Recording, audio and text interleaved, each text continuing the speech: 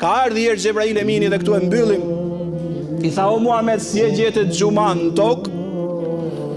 Ka thonë, të begat, o Xhebrail. Tha, më e begat është Muhammed në xhenet. Tha, pse? Në xhenet, tha, quhet Yawmul Mazid. Thot Zoti Kur'an, waladejna mazid. Lekum ma tashauna fiha, për në xhenet ju do të keni çfarë dëshironi. Waladejna mazid. Tekun thot Zoti ka dhe më shumë. Pra ju do keni çfarë doni në xhenet, tekun ka dhe më shumë. Tha në xhuma xhenetit. Vazhdon fama e xumas deri në xhenet. Në xumat xhenetit, sikur deshmi i thon Xhebraili, këto që i keni këtë botë janë vogla. Pse Xhebraili tha, çfarë ndodh në xhuma në xhenet?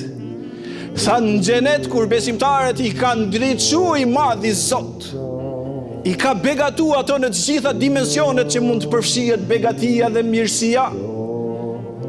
I thret një zë në xhenet, ja ahlal janna inna Allaha tebaraka wa taala yastazirakum.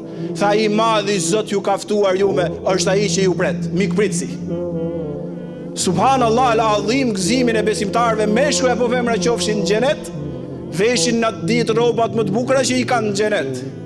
Zbukurohen me zbukurimet më të mëdha që i kanë dhe shkojnë në fushën e fjah, në të cilën e ka përgatitur i madhi Zot me i prit besimtarët e tij. Pa ditë ato me detaj se çfarë do të ndodhë.